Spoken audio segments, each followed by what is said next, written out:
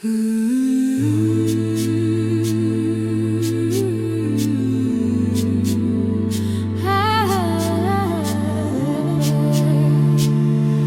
and mind in gentle release.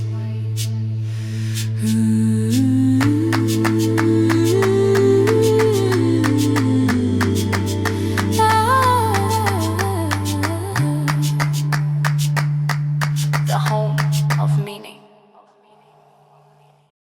Welcome back to this space where we explore the deep roots of the ideas that shape our everyday lives. Across time, people have carried spirituality from one generation to the next through many vehicles. And when I say vehicles, I'm talking about things like rituals and ceremony, song and story, symbols and sacred texts, all of them being practices that are repeated until they become memory. Some teachings were danced, some were sung, and some were carved into stone, and some were whispered in prayer. But some were spoken simply as proverbs. Proverbs are wisdom compressed. They are a form of meaning that is shaped through lived experience. They emerge in that intersection where spirituality meets daily life. They are a lifetime of meaning distilled into everyday small phrases. Ultimately, Proverbs don't tell us what to think, they teach us how to see. Of all the spiritual vehicles that people have used to pass on spiritual instruction from one generation to the next, Proverbs travel the lightest. They move across generations without needing institutions, literacy, or formal instruction. They can be remembered in the body, spoken around the fire, or even offered quietly in passing moments of counsel. Proverbs carry depth without demanding explanation.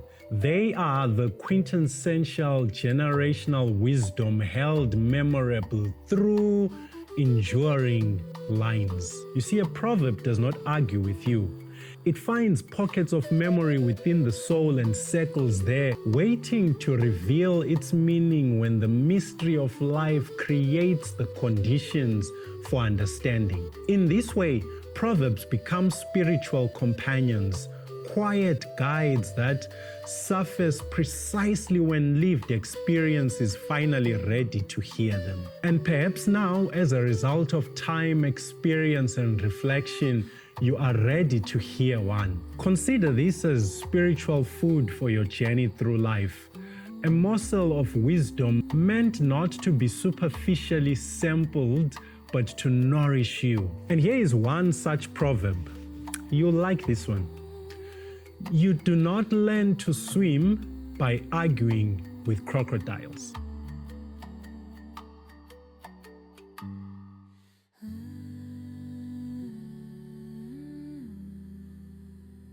At first glance, this proverb almost sounds playful, but beneath its simplicity is a deep and sobering wisdom, which is the fact that some realities are not meant to be debated, they are meant to be acknowledged. A river full of crocodiles does not become safe because we have disagreed with it. Nature does not respond to argument.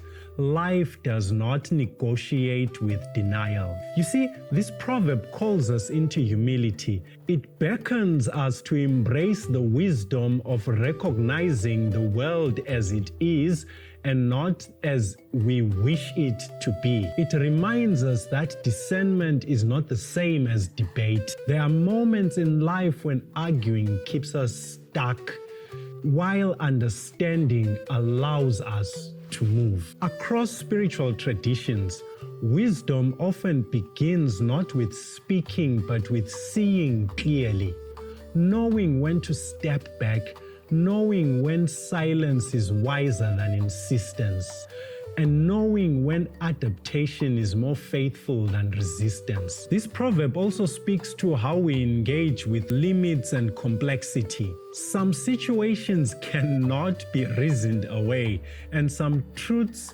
do not soften because we demand them to do so. The crocodiles are still there.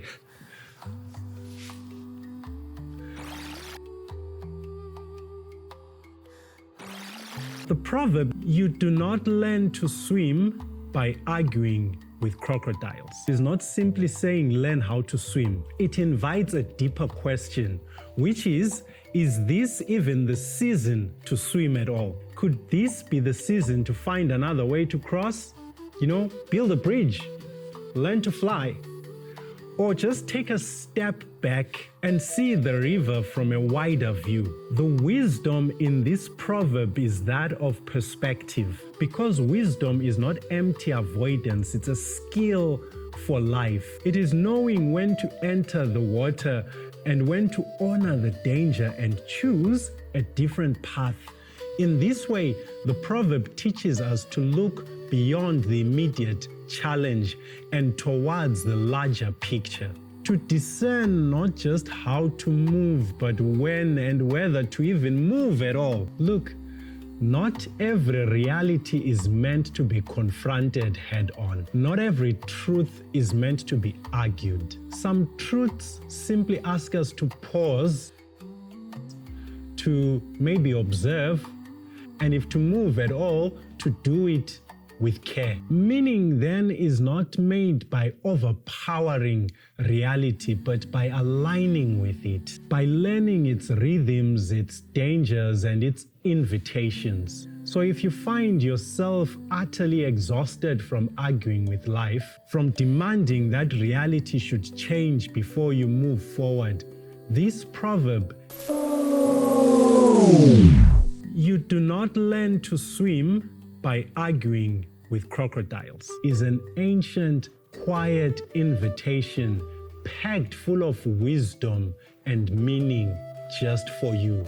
Stop debating the river and widen your view, and ask yourself, what kind of wisdom does this season require of me? Simply because wisdom is never proven in argument, but always revealed in how we live. You see, what this proverb is saying to us is that perhaps meaning begins when we stop demanding that life be different, and instead learn how to move wisely within it. Prioritizing the question, how am I being called to move in this season?